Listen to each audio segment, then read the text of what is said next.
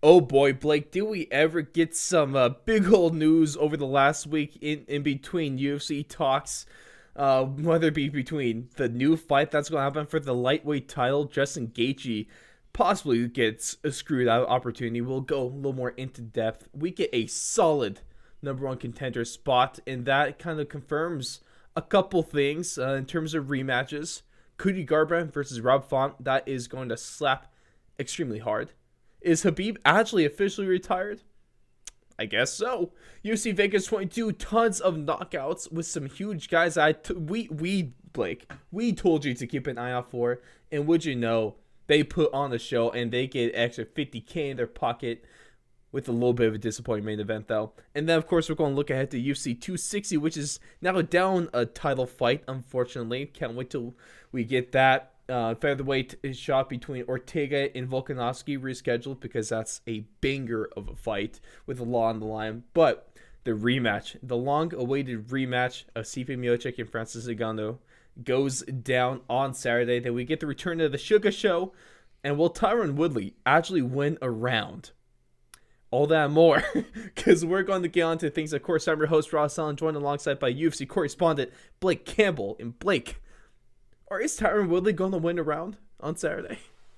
What's it? Is that 15 straight in a row he's lost? Yes. Leon, Colby, and freaking Usman? No, not Usman. Well, maybe Usman. He never fought lost to Leon. Usman. You're talking about Gilbert Burns. Gilbert Burns. That's yes. what I got them confused. The guy that lost he was supposed to fight Leon. Yeah. And then that got scrapped. And then Colby took that fight, right? Is Yep. that how it went? Yeah, and then Colby broke his rib. Yeah, broke Tyron Woodley's rib. Yes, Tyron Woodley. Yeah, yes, correct. Just to clarify, we don't want to throw Colby under the bus here. Nah, Colby cool. I respect Colby. But even though he got friend zoned.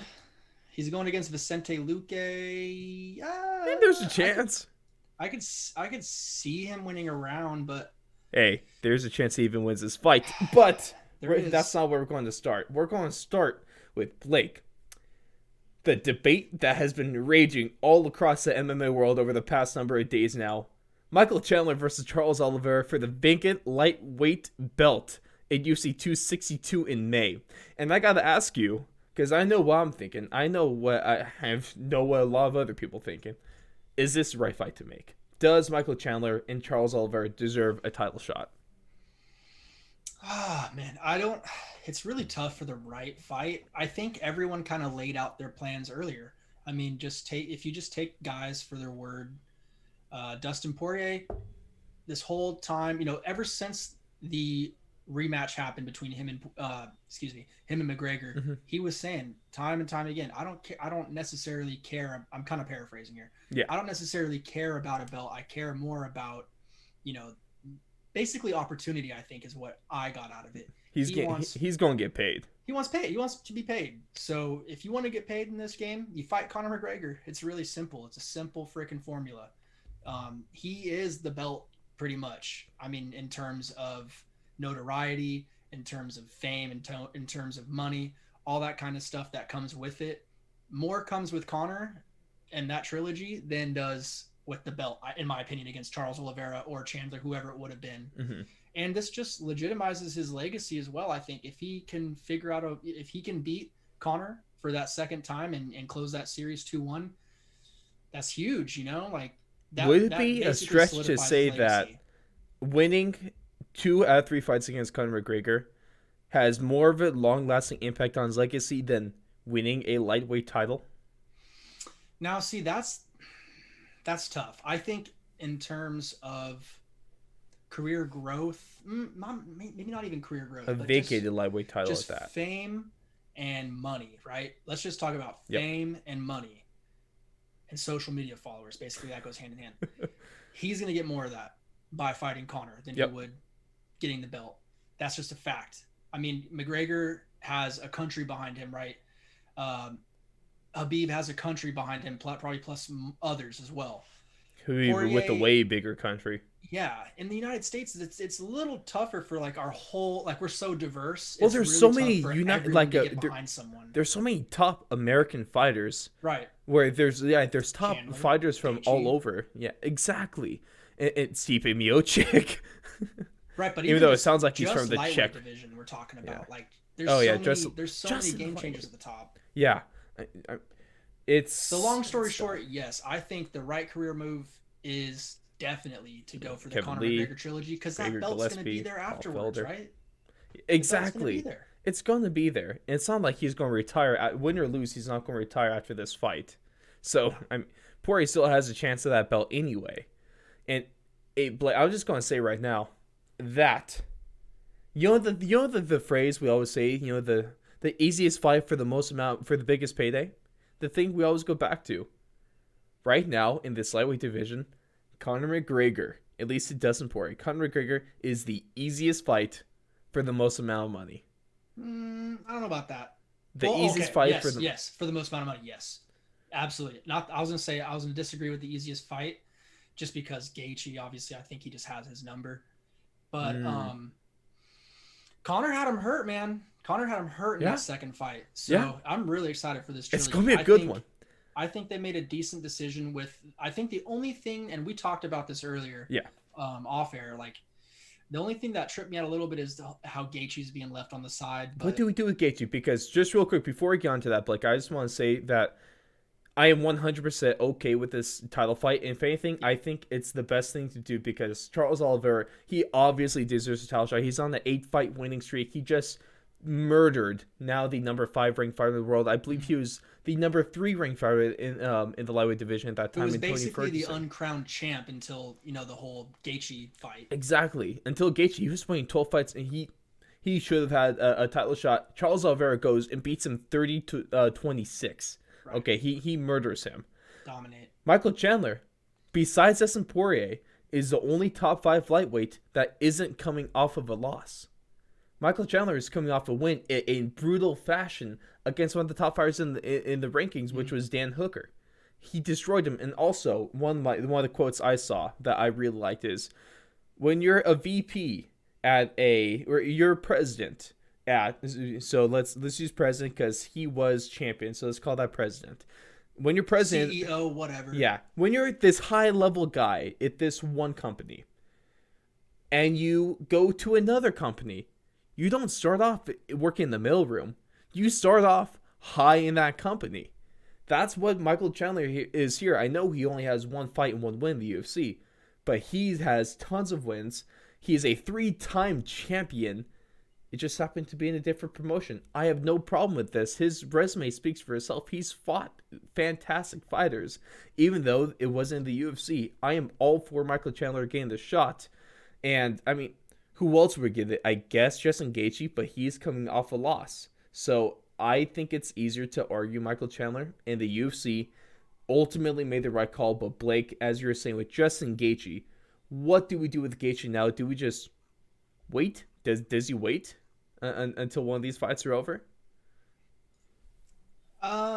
It's really tough. It's a really tough situation, I think. Because either he fights below him or he waits. Yeah, and that's really what I think he'll have to end up doing. Really? Is, maybe wait until those waters clear up a little bit. Get a little less muddied. Wait for one of those fights to fight the loser of one of those fights. Maybe, who knows, like fight the loser of the Oliveira Chandler fight, fight the loser of the Poirier McGregor fight. Like, you really can't go wrong. And even there's a Hooker fight out there as well. So he's got some options, but there's can I throw in the wild card, Blake? Super excited for. I'm gonna throw in the wild card here. The winner of it's kind of tough. It's extreme wild card because Dariush is going to be either fighting Rafael dos Anjos or he's fighting Tony Ferguson next. He could fight the winner of that fight, especially. I thought Tony Ferguson was confirmed. They haven't signed it. I don't think it's been official, but it's more than likely Tony Ferg. It's not on a card yet. It is the thing. So obviously everything's set to change. And for a while we thought it was going to be Michael Chandler versus Justin Gaethje. So of course things can change in an instant. That was the fight that I thought was the fight to make. Yeah.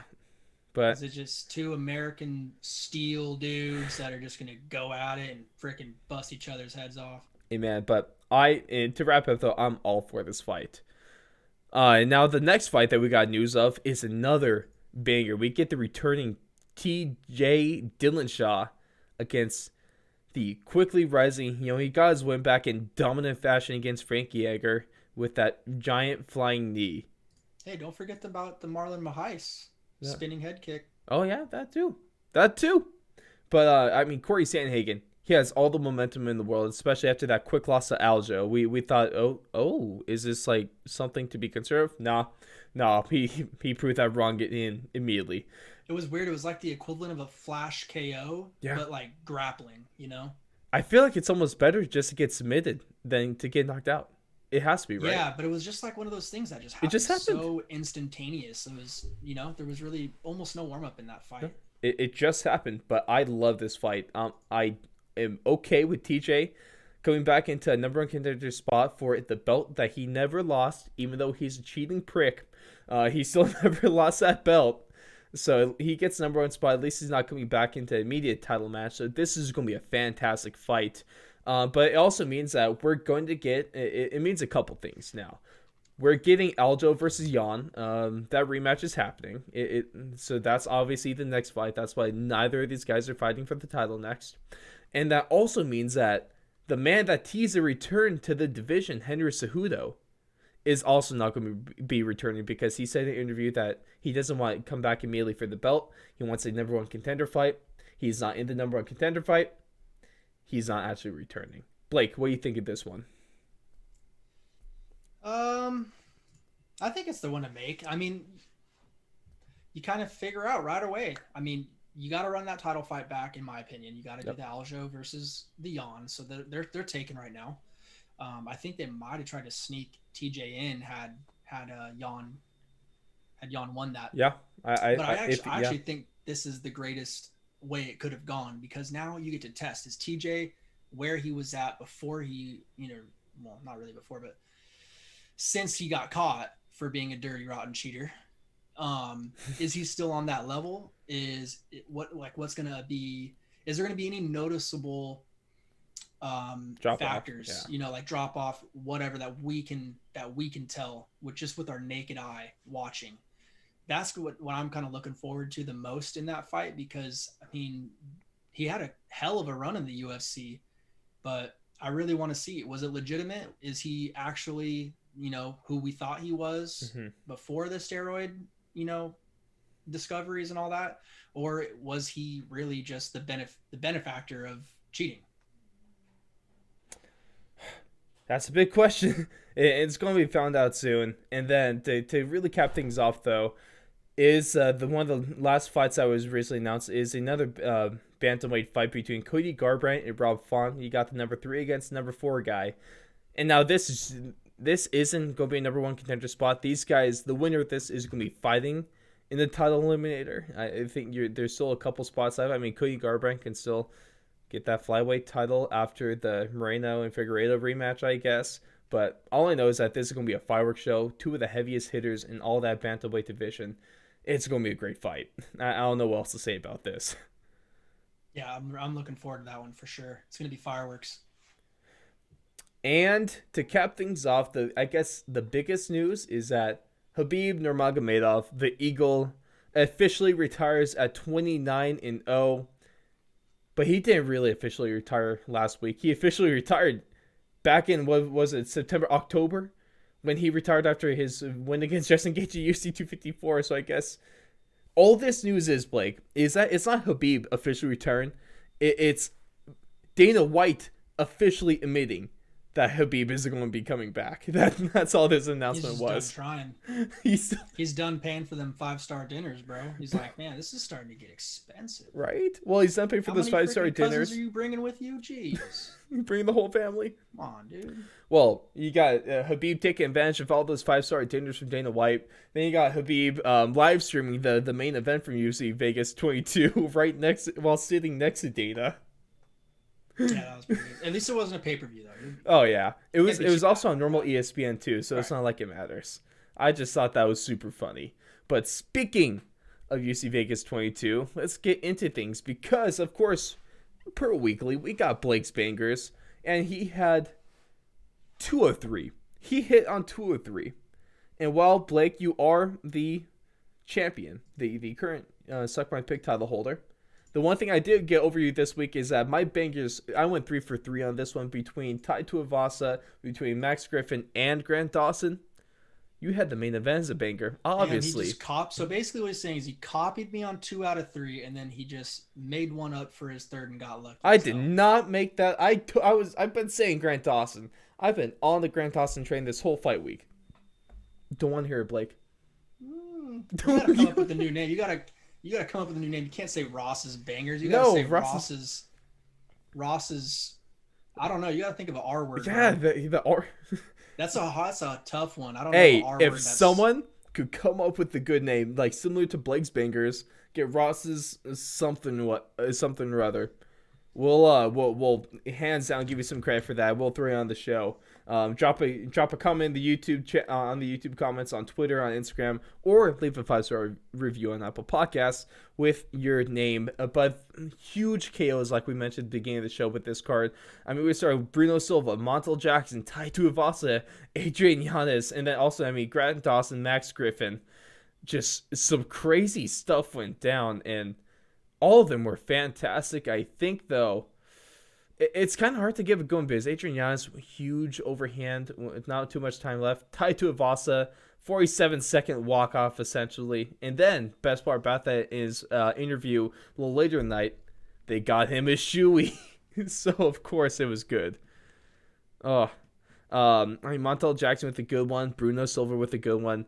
One of the best ones, though, is the fight I want to break into the most was Grant Dawson's last second KO against Leonardo Sanchez. It was a close fight. The judges actually ended up having Dawson win that fight anyway. But to be honest, I had Dawson down 2-0 if I'm going to be honest on that one. And then he just drops him. He hits 1 hammer fist, 2 hammer fists. Sanchez goes out, and mouthpiece went flying, dude. Oh my gosh. Well, the best part about that, because like with the last 3 hammer fists, you see the mouthpiece loosen, and then it goes flying. I think it made it outside the cage. And Grant Dawson just with 1 second left, man. Just rams this guy's head off the canvas. That's what you love to see, though, man. You don't see that. I'm telling you, dude. You do not see that enough in the UFC. Anytime of course, my opinion doesn't really freak. I'm not in the UFC. But, dude, if someone was grabbing onto me like that, man, I'd be whack-a-mole. Hell no, bro. So, I would love to see that. Like, why don't people get more violent, dude? Like, y'all aren't friends in there. You guys are trying to hurt each other. Take his head off. I love it, Grant. Keep it up. Dude, that was good stuff. And now Grant Dawson, he's on a bit of a roll recently, too, because he remains in the UFC. He remains undefeated in the UFC. He had a win on Dana White's Contender Series, and he's now had 5 straight wins on the roster itself. So this guy is cruising right now, and before that, he's on a 8-fight win streak, and he just knocked off a guy that was on who hasn't lost since 2012. And like you said, Blake, I don't think that was getting enough attention. that even though he had a few year layoff, but yeah, I still think that. It really wasn't highlighted enough in my opinion. Or maybe I just wasn't paying well enough attention. Still a crazy stat, nonetheless, with that. And Grant Dawson, another fantastic... We had another fantastic call-out. Not only... He called out 2 people on this. Not only did he call out Clay Guida, which would be a phenomenal scrap, because... there's just 2 dudes that are going to throw it down. I really want that. But he also called out none other than Paul Felder to follow him on Instagram. I thought Grant Dawson did a fantastic job with that call out. Yeah, no, he did a good job. What about that Guida fight? Is that something you want to see? Yeah, it sounds like Guida, if I remember correctly, Guida had a pretty decent performance in his last fight. Yeah, and he did. Won pretty handily. So it's like Kevin Johnson, right? I can't remember off the top of my head. I think it was Michael Johnson. Yeah. He schooled Michael Johnson. Because he's the dude, I remember we were joking, he just cannot beat Team Alpha Male people. Yeah, but, he lost another Team Alpha Male guy. But anyway. Poor Michael. Yeah, I think Clay Guida, that Clay Guida fight's pretty cool, because Clay Guida's kind of a legend in his own right. Hall of Famer for the fight against Diego's... oh my God, I can't believe I'm forgetting his name. Diego Sanchez. Thank you. Goodness. Whoa. Jeez. I want to say Santos again, dude. That guy's giving me troubles today. I was thinking, I just wanted to watch you struggle for a couple minutes on that. No, you didn't know the name either. Don't even. Wait, it's Sanchez. You're like, who's he talking about? Who else is Santos? There's no Diego Santos. Oh, There's two Diegos that you know. I just told There's you that's Diego what I was Lima thinking. and You there's were Diego crazy. Sanchez.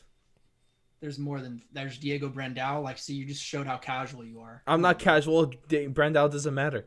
Okay, get in the main Oh, event. the ex-champion in the bantamweight division Yeah, doesn't don't matter. Oh matter. my He's a bantamweight. goodness. He's a bantamweight. You know Whatever. Please don't crucify me. I don't actually mean any of this. I'm gonna let it slide because I think you're trolling. Exactly. Hey, I think you're there's too many. trolling, so I'm gonna let it slide. I But yeah, appreciate that. so the Clay Guida fight, I'm cool with it, bro. He wants to challenge himself right now. He's still having good performances. Michael Johnson's a dangerous dude. He was able to nullify him.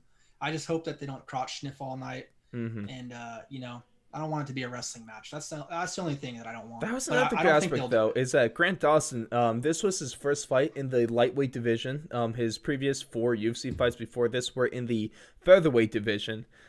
And the commentators were kind of speaking on this, and they were right. The bigger weight, he wasn't able to slam. He had a couple good slams against Leonard in this fight, but he wasn't able to wrestle or to throw his opponents as much as he did in the featherweight. But I still like the way he looked in the lightweight, and this is going to be a good division for him. I can kind of feel that. But we spoke about Team Alpha Male. Let's roll to a guy that's trained with Team Alpha Male, Sacramento's very own Max Griffin against Kennen Song. And Max Griffin, that one of the sickest 1-2 combos I've seen in a long time, Blake. Mean. He sat that boy down. Oh my goodness.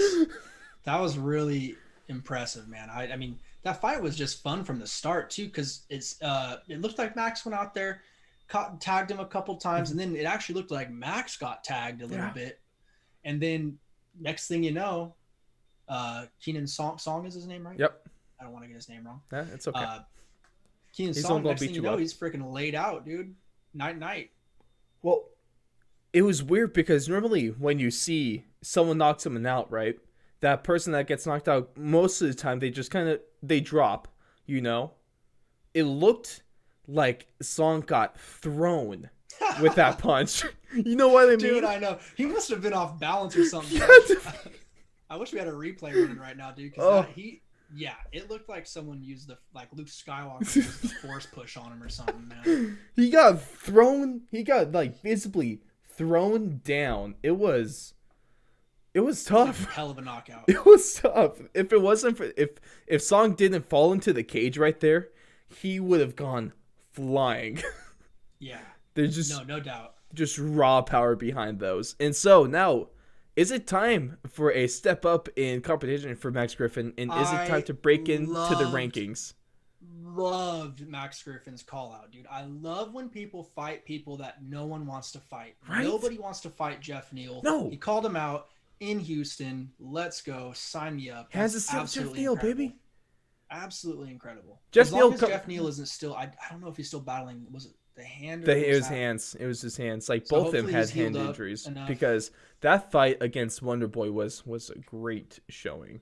Mm-hmm. Even defeat, Jeff Neal still looked great. I mean, well, Wonder Boy's just a tough ass fight, man. And Wonder Boy is one of the best fighters in the world, so that's not a bad loss. And he's really good at not absorbing damage, you know, and that's kind of the name of the game in UFC. And how many times do you see someone call out Jeff Neal? That's what I'm saying. You don't see that very often. Maybe Mike Perry's crazy ass. I don't know if he even Mike Perry doesn't count. He just got it. He doesn't even know, bro. He just says something. Yeah, but Max Griffin, I love that matchup with Jeff Neal. I'm not going to speculate who's going to win that now. I think that's too far out and doesn't even need to be talked about right now. But I just love that call out. I love his competitive fire to even think about that call out and then to execute it. And then his performances, cutting dudes' ears off, knocking people out. Dude's on a tear right now. He's getting 50 G's every time he fights lately. So, man, he's sitting pretty right now. I'm very much intrigued and ready to see where his career goes. And now for the main event of the evening, a highly anticipated... Hold on. Yep. Sorry. Yep. I just wanted to make sure that we highlighted the other Blake's banger, okay. Tai Tuivasa. Of course. Honeysucker? What was he calling him? It was Hunsaker. Only thing I had to say about this fight, dude, is it didn't last very long, right? It was lasted 47 seconds. Yeah, 47 seconds. Dude, it was so you met AJ. Me and AJ, bro, we were freaking like Oh, We were just like to fill everyone screaming, in, bro. just to fill everyone in, because Blake, not everyone knows AJ. AJ is one of Blake's big bro. He's one of his biggest bros. Yeah, yeah, yeah. We're And bros. AJ, We're I've big met the bros. man. We've been to enough UFC viewing parties. AJ's Oh a yeah, bro. He's a bro. he's the Brody. But yeah, like I was saying, dude, we were making some crazy girl fucking screams. I mean, right away, dude, they just start freaking slinging it. Hunsucker threw that crazy punch, and it landed right on Tuivasa's jaw, but Yeah, dude just eats it like breakfast. And then he just goes and sits him down next. It's like, man, I it think was a that's like, great is that start to his that card 11th knockout in the UFC? for Ty. Ty. I don't think he's had 11 fights yet. He's only had like 6. Or sorry, it's not been that much, but I'm probably getting confused with like Derek Lewis or something. But Tai Tuivasa has a lot of knockouts. I think it's safe to say that. And then you saw the shoey, right? You saw him hit that shoey with the interview with Megan Levy. No, I didn't get to watch that. Well, it's okay because it came out like a while after his fight. But I think I think the shoe they got was like the stage directors. So the stage director donated his shoe. That's hilarious. And So he's got 4. Just to finish your thought on the other one. Yeah. He's got 4 finishes in the UFC. And Yeah, what's crazy is I totally forgot. I thought he was on a 2-fight losing streak. He was actually on a 3-fight losing streak before that Stefan Struve fight. I totally forgot about that. So now back-to-back huge first-round knockouts. Huge, dude. He's back on a roll again. He's probably gonna get I would assume a ranked opponent now. Like he's gonna have to start getting back up in the rankings again. Hey, he's back in business, and when we get another Samoan super striker, with the UFC just a better place. What can I say? It's the world's a better place with Tai Tuivasa knocking dudes' heads off and doing shoeies. There's nothing I like more than that. But that, of course, brings us to the main event, like we were getting into. And it was a highly anticipated matchup. It was, it was Kevin Holland getting a pretty large opportunity, especially after a 5-0 2020 with some crazy knockouts. And he goes out there, and he gets dominated by Derek Brunson, a guy that people are kind of overlooking this whole fight week. It's all about Kevin Holland. It's all about the guy that's on a 5-fight win streak. It's all about the guy that's the next big thing. Our calling out Israel Adesanya and tell him to get ready. Derek Brunson didn't beat up. Well, he got the best of Kevin Holland, and he just controlled him. He took him down. He grappled against him. He clinched him up, held him against the fence. And he couldn't. Kevin Holland couldn't do anything on the ground. Plan. Unless yes, he stuck to the game plan. Kevin Holland did land the first takedown against Derek Brunson in the UFC. That's so random. Like right? It was like that was the one thing that he did that like he's gonna go home and talk about. Like, and then Brunson reverses that not even like 30 seconds after. So oh my goodness, it was weird, bro. Like that fight, it was a weird fight. I was waiting for him to turn it on. Like pretty much the first 2 rounds, I was like, okay, that's cool. Like I kind of understand it's a 5-round fight. But then once it got to like the end of the 3rd and before round, this, neither fighter has ever been in a 4th round. Yeah, and then so when they get to the 3rd round, he's still just kind of not really making an effort to get up very often when he gets taken down, and not to mention he's just getting taken down very easily in the same situation over and over again every round. I was like, man, when's he going to turn it on? When's he going to have a sense of urgency? Like this fight only has 10 minutes left now, and you got to get you are down 3-0. That's a fact. Well, I mean, was it the 2nd round he got the knockdown? Yeah, because that was, man, he had a moment, and I was like, ooh, but then dude just gets so excited. It's like he doesn't use his range and rushes in, and then that sets up Brunson for an easy takedown because he's already changing levels and dipping in and coming at him, like using his momentum against him. Mm-hmm. So yeah, it was, man, all the talking, like, me, I love talking, but dude, when you're getting your butt kicked like that, you got to figure it out. You got to shut up. You got to do something. You got to. And the mental breakdown comment by Dana, that was a little tough. That's messed up. Like Dana went for the jugular with that. Dana is, but you can tell he doesn't like that crap. Like just fight, bro. Like it's cool the antics leading up to the fight and the press conference and whatever the heck. that's totally fine. Well, But see, when you're Blake, in the cage, here it's time for violence. here lies the problem, is that when you're winning, all that stuff is great. All that stuff is fantastic. We want to see that. When you're talking smack to your opponents for the whole fight and then you knock them out, that's great. That's really good stuff.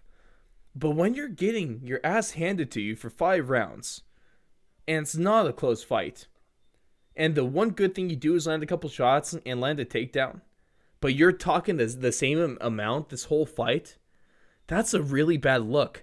And I still love Kevin Holland. I don't want this fight to take away from him. He's still a phenomenal athlete, phenomenal fighter, and he still has one hell of a future ahead of him. But this is a bit of a crossroads because, of course, he did double down after the fight saying he's still going to talk, which is great. I'm okay with that. I want that. I'm entertained by that, you know? But you have to be able to turn on. And he just, I don't know if he chose not to or if he couldn't. That's two huge, totally different scenarios. If he didn't, at least he has it in him. But if he couldn't turn it on this fight, he's going to have some work to do before his next real test. No, you saw in the grappling department, dude. That is probably the understatement of the year so far. I know we're only in March, almost April, but dude, yeah, he has some freaking work to do because it's not like he's a small guy, man. He's a tall, lanky guy that should be able to escape. And I mean, I think a lot of the times it was just really, I don't know, man. It seemed like it was almost an effort thing for me. And I hate to say that. I hate to put that out there. Yeah. But I don't know, man. When you're talking and all that stuff, it's like you clearly have more energy to expel. Why don't you freaking try getting up off the ground and punching him in the face? I think but easier said than done, right? It's always way easier for me to say that in this chair. We're talking from a chair. So take what we say with a grain of salt, please. Don't beat me up, Kevin. I'm sorry. Hey, Kevin, please don't even talk trash about me. You'll make me break down. Like you'll beat me. He's a good trash talker, but you got to make sure the hands match the trash talk. Yeah. At least wrestling, the takedown defense as well.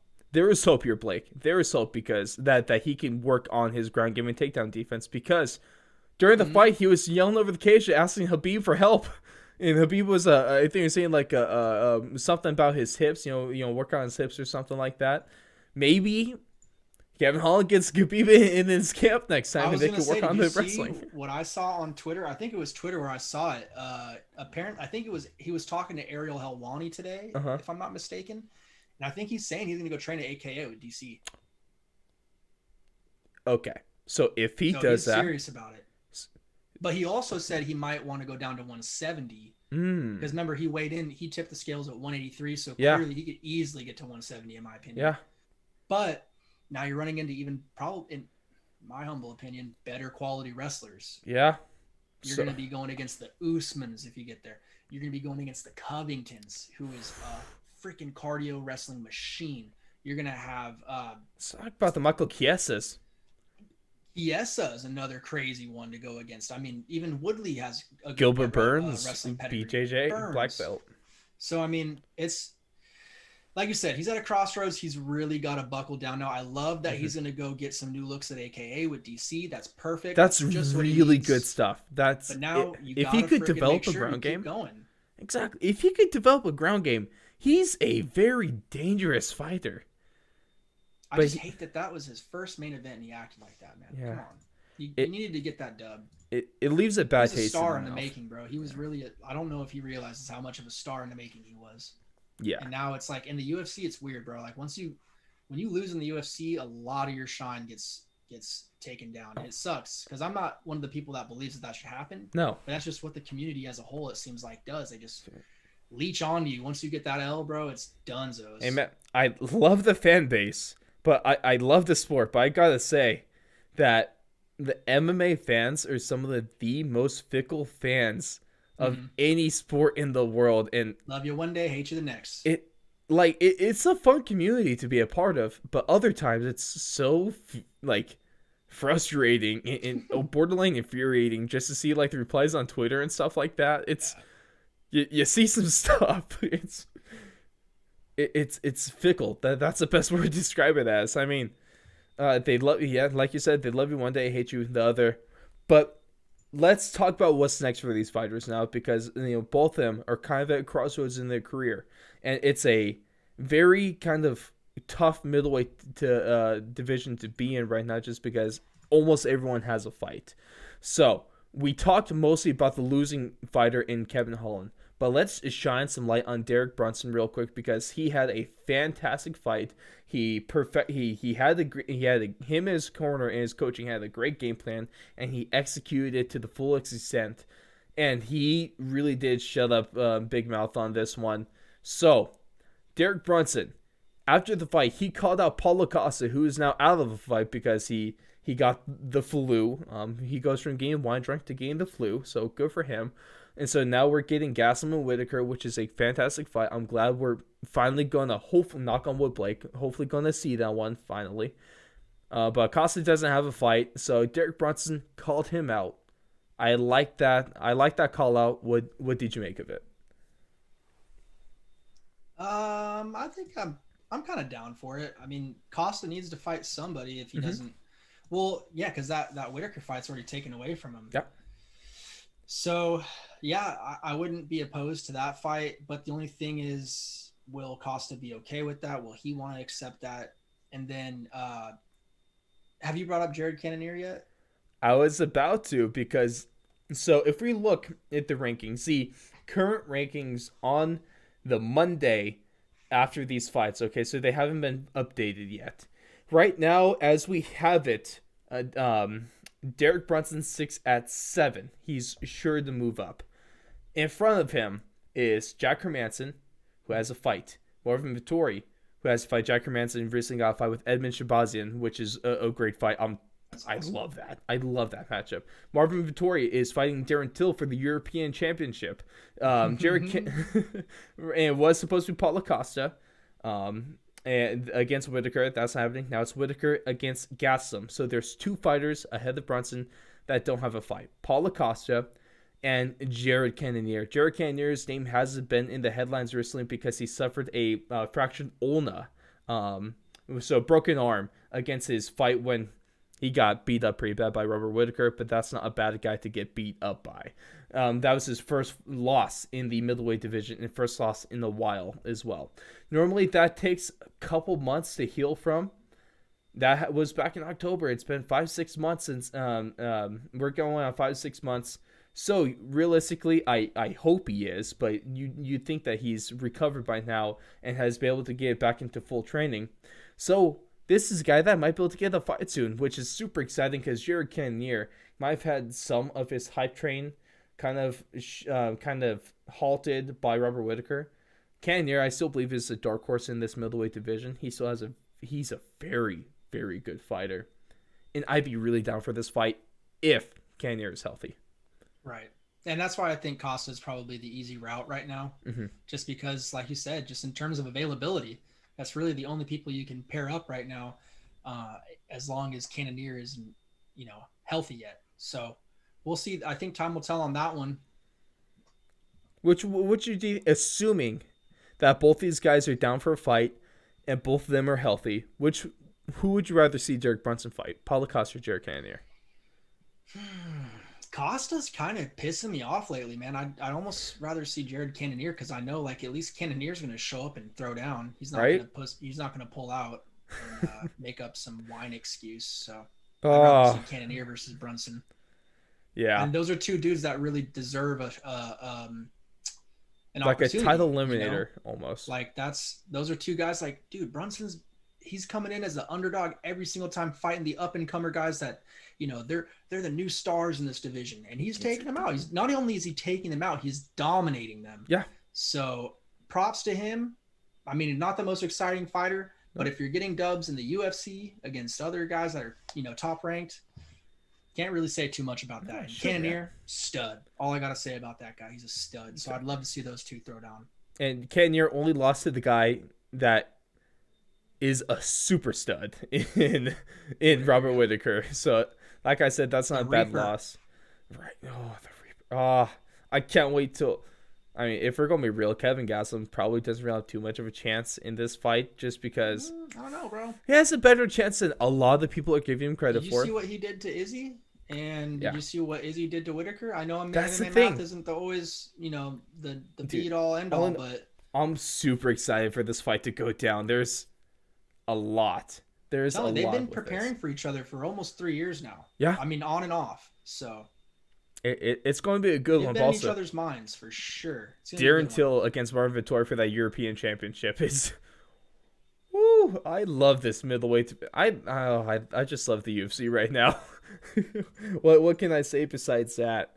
But hey, to kind of summarize or to cap things off with UFC Vegas 22, Derek Brunson might be he's one of the I put him top 5 of most underrated fighters possibly in the UFC right now, and he's definitely the most underrated fighter in this middleweight division.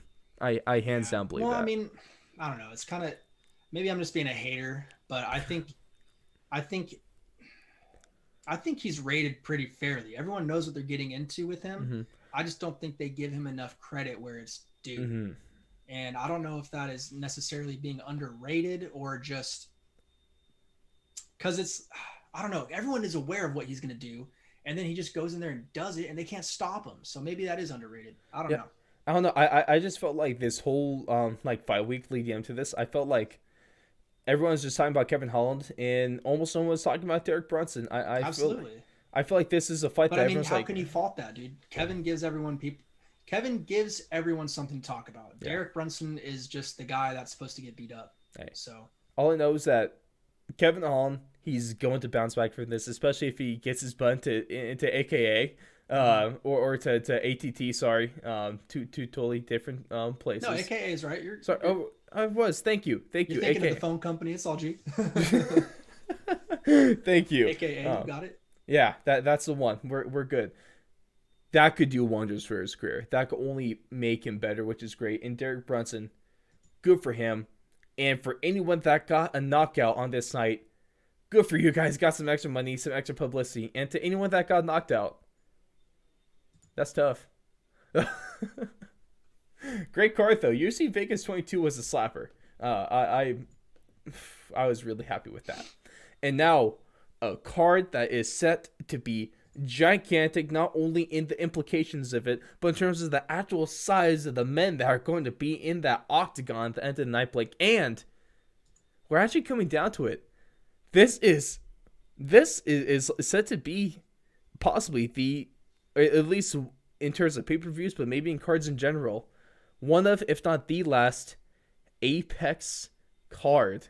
Because we're going to moving out to Florida. We're moving out to Houston for these next fights. I don't know about that, dude. It's coming down to the end, We'll though, see. Blake. It's coming down to the I end. think they're. I don't know, man. They might be locked into Apex now, just depending on the logistics and the money side of it. I mean, I'm sure if they can put butts in seats somewhere, they're going to put butts in seats. At least But, with dude, pay-per-views, though. At least in terms of Apex, though, pay-per-views. is just. Oh yeah, in terms Yeah. of pay per view, absolutely, Yeah. I agree with you. Absolutely. It's I thought you were saying cards in general. I was like, No, man, why? probably- Like, the Apex is nice. they'll still probably be doing fight nights for Like, a I little wouldn't bit. even mind But if they did that like every now and again, just kind of like that Contender Series feel is kind of cool. Like, it's grown on me, right? don't mind But it. what an era the Apex era has been, dude. It's weird, but it's cool. It's insane. But shout out to Dana White and the rest of the UFC staff for being able to pull this off, because it's been something, that's for sure. But 3 huge fights that I want to focus on mostly with UFC 260 in our short little preview here. The first one being the Sugar Show, and the Sugar Train is getting back on tracks against a possibly overlooked Thomas Almeida. What do you think about this fight, Blake? Do you think this is a good thing for your boy, specifically Sugar Sean, to come back to? Dude, Thomas Almeida is on a 3-fight losing streak, and then I mean, out of his last Yeah, I 5 know. fights, he's lost 4 of them. I was just trying to talk him up to put some little kind of hype into this, but this is another fight that Sugar Sean should just get back on track with. Yeah, I mean, don't get me wrong, Thomas Almeida, he's a dangerous guy. He's got hand speed. I mean, before he fought Cody Garbrandt, dude was 21-0. He was like the top prospect that was coming out. That's pretty legit. Yeah, it was absolutely ridiculous. Like, and he was fighting a lot, Like, I mean, there was one year, I think 2012, he had 1, 2, 3, 4, 5, 6, 7, 8 fights. and he finished 4 of those, six of those by KO, and the others were by submission. So dude is a freaking monster. But again, that was in 2012. This is now 2021, almost a decade ago. Yep. So Times have changed.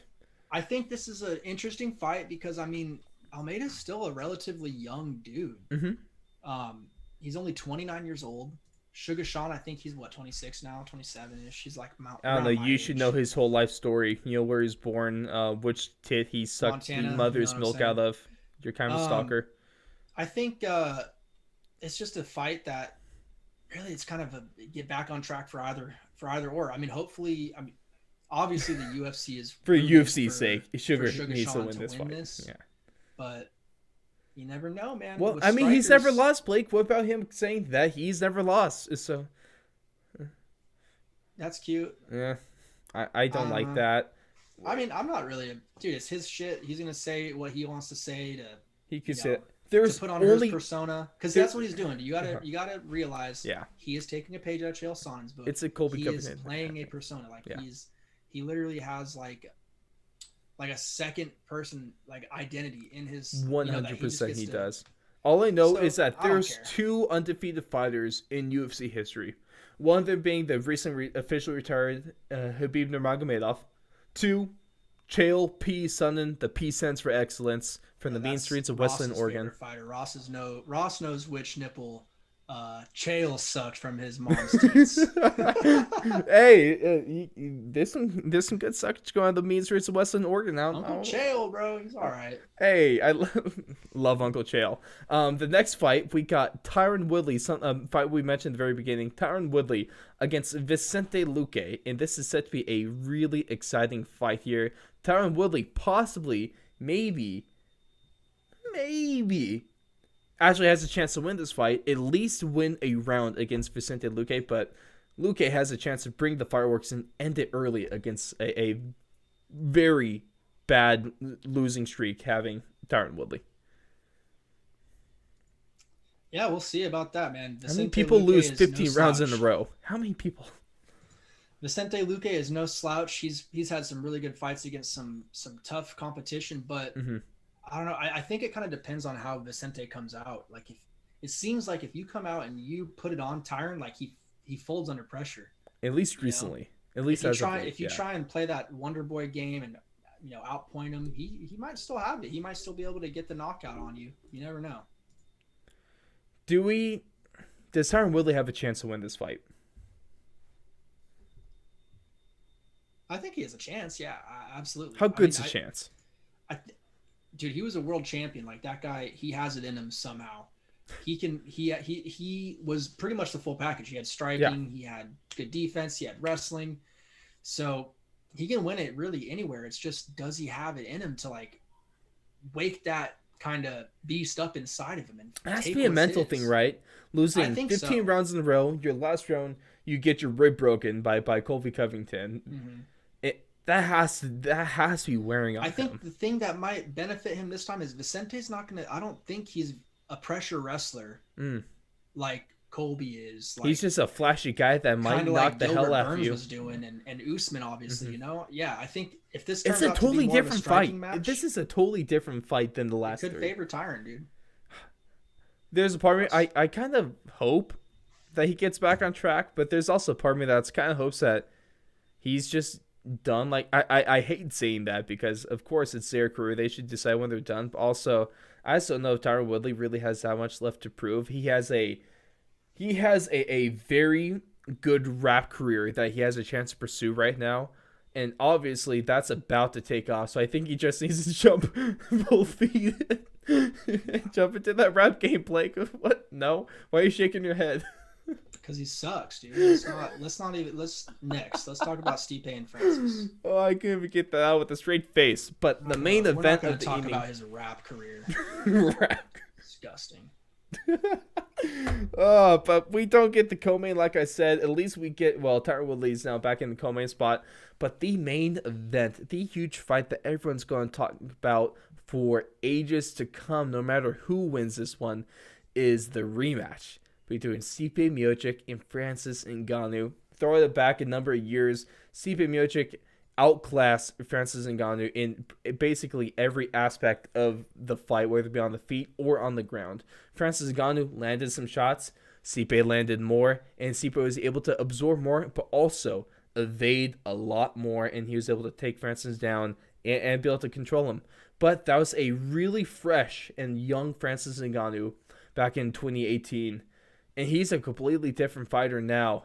So, Blake, what are your thoughts going into this fight? I mean, my thoughts going into this fight is Timber. To be honest, I think someone's going to get. I think Stipe. I'm leaning towards Stipe just because he's the full package. He's got the most title defenses in heavyweight history. But that one punch knockout by Francis is what makes this so intriguing. That's what it seems like all the big fights are always talk about, right? There's one that's the favorite and the other guy that has a knockout chance. But Francis's knockout chance is a little bit different than other guys' knockout chances because this guy is like a full on man. He's a Goliath, like just the dude is freaking unbelievable. Doesn't even make sense how jacked he is. It does not make sense. I don't know what he does. Anyone that has to cut weight to get to 265 scares me. And he's not like a fat weight cut. He's a straight muscle guy that has to cut weight. All I gotta say is Stipe is the man, dude. Like he's fought Francis twice. He's beat DC twice out of 3 times. And I mean, who wants to fight DC? DC is probably the second toughest fight in the UFC history. Besides, you gotta watch out for your eyes, bro. It's bad time against him. So that's pretty. I don't really have much else to say about the fight other than that. I mean, and the thing about Stipe, he's coming in as a champion again, as an underdog. I don't get it. He has easy money, right? Hey, bet if you're gonna bet, to be a Stipe friend. Yeah, bet Stipe right now. And one of the bigger stats going to this week that I would like to highlight in Francis Ngannou's last 4 fights, he has a total octagon time of 162 seconds. He has a 20-second knockout, an 11-second knockout, 26-second knockout, and a 45-second knockout. You said 162? 162 total seconds. So 3 minutes and 2 seconds? Yeah. Man. In the last 4 fights? Last 4 fights. Yeesh. That's stupid. And the question I want to ask you, though, is overwhelming majority of you guys on Twitter responded with the hurt option, but is this lack of octagon time going to help or hurt Francis Ngannou this weekend?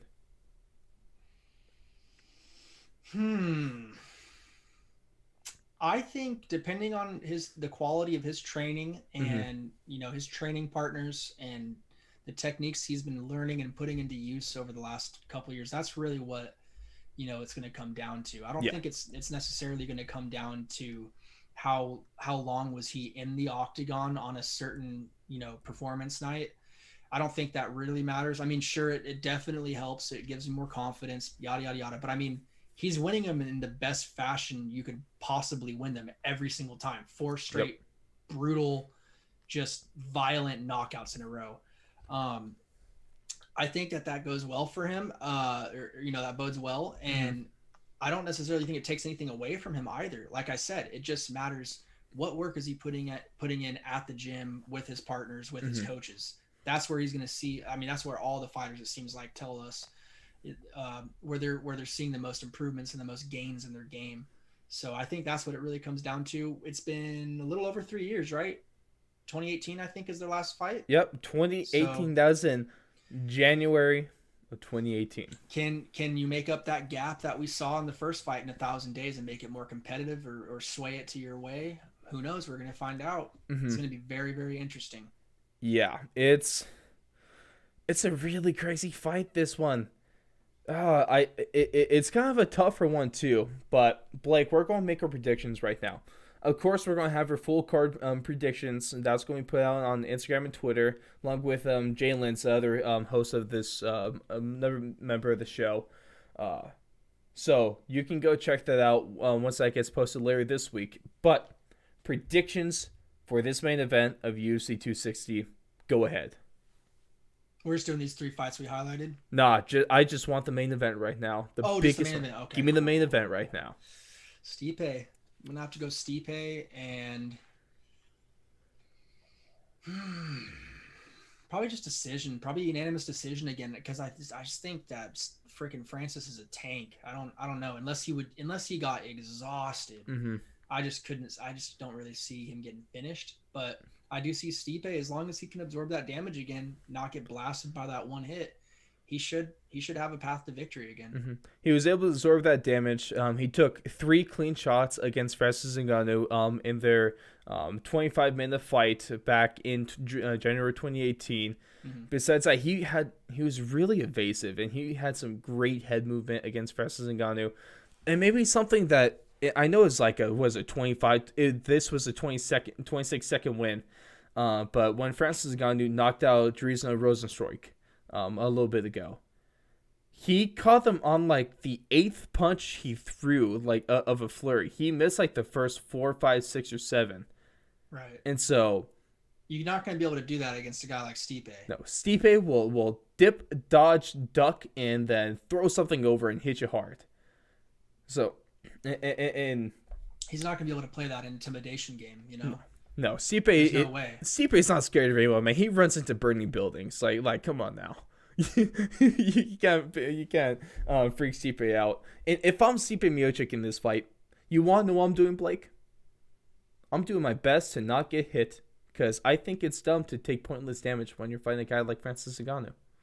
Oh, that's a great game plan there, Ross. Thank you. You should be a coach. I should be. Man, we need to get that information to Stipe somehow. Hey, someone give me Stipe's number. I need to tell him this, okay? It's huge stuff. But I hear you though. It really is just about kind of just game plan. Just don't take that big hit, because really, if you don't take that big hit, you should be able to outpoint him. You should be able to outstrike him. You're probably most likely going to be a little bit quicker. I don't know about faster, but you should be quicker. I would say so. Just because he's going to be a little smaller, a little lighter, I would think. I was going to say, Stipe, he's still a vet in this thing, okay? He is the greatest heavyweight of all time. He is the baddest man on the planet. Got to put a little respect on that. And that's also why, Blake, I'm going with you. We're getting And Still by Bruce Buffer on Saturday. It's not because Francis Ngannou is a bad fighter. Decision. We're getting decision. It's either Stipe gets knocked out. No, let's go unanimous. So we're completely agreeing. Let's go unanimous, and I'm going to give you a 48-47 unanimous decision for Stipe Miocic. Okay. So you're going to give Francis 2 rounds then? I'm giving Francis 2 rounds. Because I'm picking Stipe to win, not because I think Francis is a bad fighter. No. I just think if Stipe Miocic isn't in this division, Francis Ngannou is the UFC heavyweight champion of the world. Absolutely. We can agree on that, right? Yeah. He even beats John Jones in the heavyweight division. Everyone else. He beats John Jones too. So, he hasn't beat Derek Lewis. If we want to bring that fight up. Oh God, no! End the show. Why did you even speak that name? Now there's bad juju in the air. Well, good timing, Blake, because that's going to be the end of things. Thank you, everyone, for joining us on that note of Derek Lewis versus Francis Ngannou. We're going to wrap things up here, Blake. You're shaking your head still. Oh, I'm so sorry that I even had to mutter those. That erased from my memory, and then you bring it back. How dare you? How dare you?